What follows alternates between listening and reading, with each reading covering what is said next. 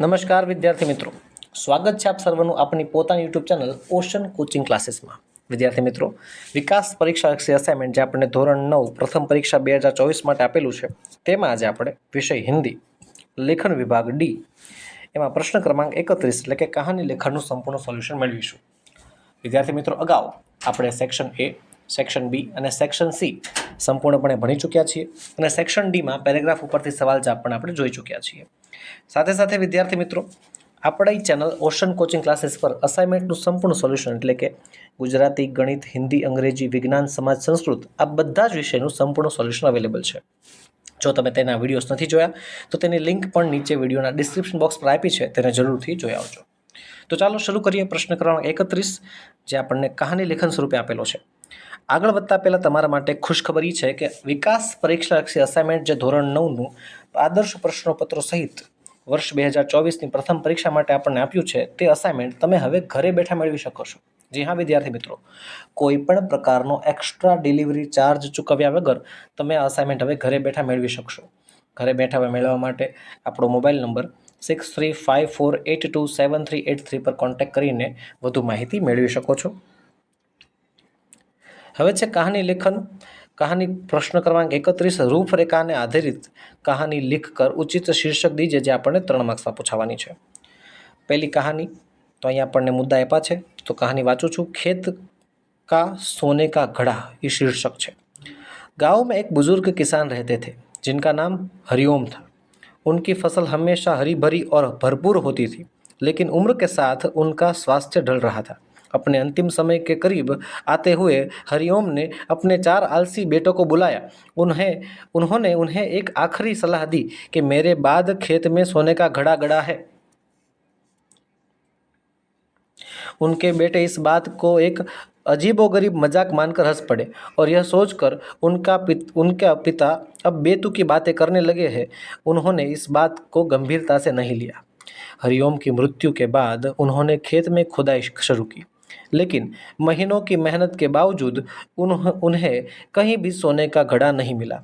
थक कर उन्होंने हार मान ली, लेकिन खेत में गेहूं बोने का फैसला किया, जिससे उन्होंने सोचा कि कम से कम उन्हें खाने के लिए कुछ मिल जाएगा. साल भर बाद खेत ने अद्भुत फसल दी. गेहूं की बालियां इतनी बड़ी और सुंदर थी कि गांव के सभी लोग हैरान रह गए. खेत में अनगिनत फसल देखकर बेटों को समझ में आ गया कि उनके पिता की बात में कुछ तो सच्चाई थी. उन्होंने सोने के घड़े का रहस्य समझा कि असल में उनके पिता ने उन्हें खेत में मेहनत और ईमानदारी से काम करने की सीख दी थी, और इस मेहनत के फलस्वरूप उन्हें अमूल्य संपत्ति मिली. आगे कहे छे, आखिरकार बेटों ने समझा कि खेत में सोने का घड़ा कोई वास्तविक खजाना नहीं था, बल्कि यह सिखाने के लिए कहा था कि मेहनत करने से ही जीवन में सच्ची संपत्ति मिलती है. उन्होंने अब अपने जीवन में मेहनत और परिश्रम को प्राथमिकता देना शुरू कर दिया और गांव के में एक आदर्श उदाहरण बन गए. इस तरह हरिओम का संदेश उनकी मौत के बाद भी जीवित रहा और उनके बेटों ने उस सीख को अपनाकर सफल और संतुष्ट जीवन जीना शुरू किया. આગળની કહાની આપણને આપી છે, જેમાં એક મુદ્દા આપ્યા છે. તો કહાનીનું નામ છે મખડી की सीख. शहर में एक प्रतिष्ठित स्कूल में एक होशियार विद्यार्थी अजय पढ़ाई में बहुत मेहनत करता था, लेकिन हाल ही में उसने अपनी परीक्षा में बहुत बुरी तरह से असफलता का सामना किया. निराश और हताशा के कारण अजय ने आत्महत्या का विचार कर लिया था और उसने जंगल में जाने का निर्णय किया. जंगल की ओर बढ़ते हुए अजय ने एक पुराने पेड़ के नीचे बैठ गया. अचानक उसकी नज़र एक मकड़ी पर पड़ी जो एक छोटे से जाले को बनाने की कोशिश कर रही थी. अजय ने देखा कि मकड़ी बार बार जाले को बनाते हुए गिर जाती थी, लेकिन वह हर बार फिर से प्रयास करती थी. यह दृश्य अजय को प्रभावित कर गया. मकड़ी की निरंतर कोशिशों और संघर्ष ने उन्हें सोचने पर मजबूर कर दिया. अजय ने महसूस किया कि उसकी असफलता उसके जीवन का अंत नहीं है. उसने मकड़ी की तरह अपने प्रयासों को जारी रखने का निर्णय लिया. वह अपने आत्महत्या के विचार को छोड़कर अपने जीवन को एक नई दिशा देने के लिए तैयार था. उसने खुद को संयमित किया और अपनी पढ़ाई में मन लगाना शुरू किया. આગળ दिन रात मेहनत करके और ध्यान लगाकर अजय ने पढ़ाई की, उसकी मेहनत रंग लाई और वह अपनी परीक्षा में उत्तीर्ण हो गया। न केवल उसने परीक्षा पास की, बल्कि उसने अपने आत्मविश्वास और मेहनत की शक्ति को भी समझ लिया। अजय ने सीखा कि असफलता केवल एक अस्थायी स्थिति है और मेहनत और दृढ़ता से हर चुनौती को पार किया जा सकता है। उसने मकड़ी से मिली प्रेरणा को अपने जीवन का हिस्सा बना लिया और अब वह दूसरों को भी यह सिखाने लगा कि निरंतर प्रयास से असफलता अवश्य प्राप्त होती है। इस तरह अजय ने अपने जीवन की दशा को बदलते हुए आत्महत्या के विचारों को पूरी तरह से नकार दिया और जीवन की कठिनाइयों का सामना करने का तरीका सीखा। પછી આપણને ત્રીજી કહાની આપી છે। કહાનીનું નામ છે ખેત की सैर। राजपुर के बड़े जमींदार रघुवीर सिंह अपनी संपत्ति और खेतों के लिए प्रसिद्ध थे। उनके पास बहुत सारे नौकर चाकर थे, लेकिन हाल के वर्षों में उनकी फसलों की आमदनी लगातार घट रही थी। परेशान होकर रघुवीर ने अपने पुराने मित्र विकास जी से सलाह ली। विकास जी ने उन्हें एक सरल पर प्रभावशाली सलाह दी। रोज सुबह और शाम को खेत की सैर करो। आगळ कहे छे, रघुवीर के मित्र की सलाह को मानने का फैसला किया और अगले ही दिन खेत की नियमित सैर शुरू की। सुबह और शाम वह खेतों में घूमने लगे, हर छोटे बड़े बदलाव पर ध्यान देने लगे। उन्होंने देखा कि कई बार कुछ नौकर गायब रहते थे और खेत की देखभाल में लापरवाही बरती जाती थी। कुछ फसलें भी चुराई जा रही थी। रघुवीर की आंखें खुल गई। उन्होंने समझा कि उनकी लापरवाही, निगरानी और नौकरों की मनमानी के कारण उनकी आमदनी घट रही थी। उसके बाद उन्होंने खुद खेतों में काम करने का निर्णय लिया। स्वयं काम में लगने से खेतों की स्थिति में सुधार हुआ और बाकी नौकरों में भी उत्साह आ गया। रघुवीर ने उनके कार्यों को नियमित रूप से निगरानी में रखा और उन्हें उचित मार्गदर्शन दिया। समय के साथ खेतों में हरियाली लौट आई, फसलें अच्छी हो गई और आमदनी बढ़ने लगी। रघुवीर ने सीखा कि किसी भी काम में व्यक्तिगत संलग्नता और निगरानी अत्यंत महत्वपूर्ण है। जब वह खुद खेतों में काम करने लगे तो न तो खेतों की हालत सुधरी, बल्कि सभी नौकर चाकर भी अपने कार्य में अधिक उत्साही और सक्रिय हो गए। इस प्रकार रघुवीर ने समझा है कि अच्छे परिणाम पाने के लिए खुद को काम में लगाना और सतर्क रहना कितना आवश्यक है। उनकी मेहनत और सजगता से खेतों की स्थिति में सुधार हुआ और उनकी संपत्ति फिर से फूलने फलने लगी। चौथी कहानी आपने आपी है, नाम है शेर का चित्र।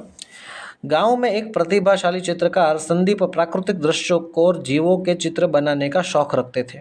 एक दिन उन्होंने तय किया कि वे जंगल में जाकर वहां की सुंदरता को कैनवास पर उतारेंगे। जंगल की सैर पर निकलते हुए संदीप ने सोचा कि यह एक अच्छा मौका है जंगल में राजसी जानवरों के चित्रण का भी। आगे कहे छे, जंगल में गहरी घुसने पर अचानक संदीप का सामना एक विशाल शेर से हो गया। शेर की ताकतवर और भयावह उपस्थिति से संदीप कांप उठे, लेकिन अपने शौक और हिम्मत को निभाते हुए उन्होंने सोचा कि कुछ करना चाहिए। संदीप ने शेर से निवेदन किया कि मुझे आपके चित्र की बहुत इच्छा है, क्या आप मुझे अपना चित्र बनाने का मौका देंगे? शेर, जो शायद संदीप की बातों से हैरान था, थोड़ी देर सोचने के बाद उसे चित्रकार की बात मानते में कोई हर्ज नहीं लगा। संदीप ने शेर से कहा, मैं आपका चित्र बनाना शुरू कर रहा हूँ, लेकिन कृपया ध्यान दें कि मैं बेहतर चित्र बना सकूं, इसके लिए आप अपनी मुद्रा बनाए रखें। संदीप ने शेर का चित्र बनाना शुरू किया। चित्र बनाते बनाते उसने शेर से कहा, अब आप थोड़ा आगे मुड़ जाइए और मुंह उधर की ओर कर लीजिए। शेर ने संदीप की बात मानते हुए मुंह उधर कर लिया और शांतिपूर्वक बैठ गया। संदीप ने त्वरित गति से चित्र पूरा किया और फिर बिना किसी देरी के चुपचाप वहां से भाग निकला। संदीप का भागना एक समझदारी भरा कदम था। वह जानता था कि अगर शेर उसकी गतिविधियों से असंतुष्ट हो गया या महसूस किया कि चित्र पूरा हो गया है तो वह उसे नुकसान पहुंचा सकता था। भागते हुए संदीप ने महसूस किया कि हिम्मत और सतर्कता के साथ काम करने से न केवल उसके शौक को पूरा किया, बल्कि एक खतरनाक स्थिति से भी वह बच गया। इस अनुभव ने संदीप को सिखाया कि कला की साधना में हिम्मत और चतुराई का महत्व होता है। वह हमेशा इस घटना को एक अनमोल सबक के रूप में याद रखेगा कि सही समय पर समझदारी से लिया गया निर्णय जीवन को बचा सकता है।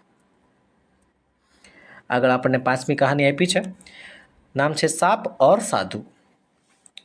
एक घने और भयावह जंगल में एक विशाल सांप रहता था जो राहगीर को काटकर उनका जीवन संकट में डाल देता था। गांव वाले और यात्री उसकी मौजूदगी से अत्यंत परेशान और डर के साथ साये में जीते थे। उन्होंने कई बार जंगल में जाकर इस सांप को खत्म करने की कोशिश की, लेकिन सांप की चालाकी के सामने उनकी सारी योजनाएं विफल हो गई। एक दिन एक पवित्र साधु जंगल में आए और उन्होंने लोगों को सुझाव दिया कि सांप को मारे बिना उनकी निंदा करने का भी कोई लाभ नहीं है। तुम्हें उसे केवल फुफकारने की अनुमति दी जानी चाहिए, काटने की नहीं। काटो मत, यह उपदेश उसका सच्चा मार्गदर्शन हो सकता है। साधु की बात सुनकर कुछ लोग अब सांप को मारने की बजाय उसे डराने का तरीका अपनाने लगे।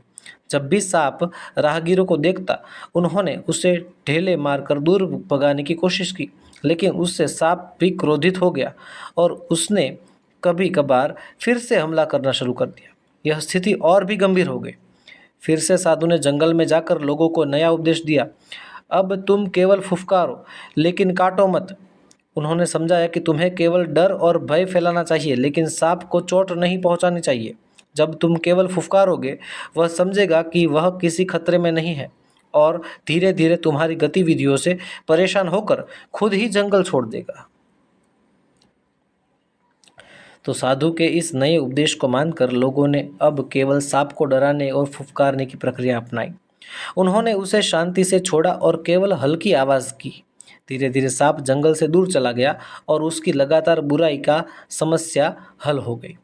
अब लोग सुरक्षित महसूस करने लगे और साधु के उपदेश का पालन करके उन्होंने शांति प्राप्त की। इस घटना ने यह सीख दी कि कभी कभी किसी समस्या का समाधान हिंसा और आक्रामकता नहीं बल्कि संयम और समझदारी से होता है।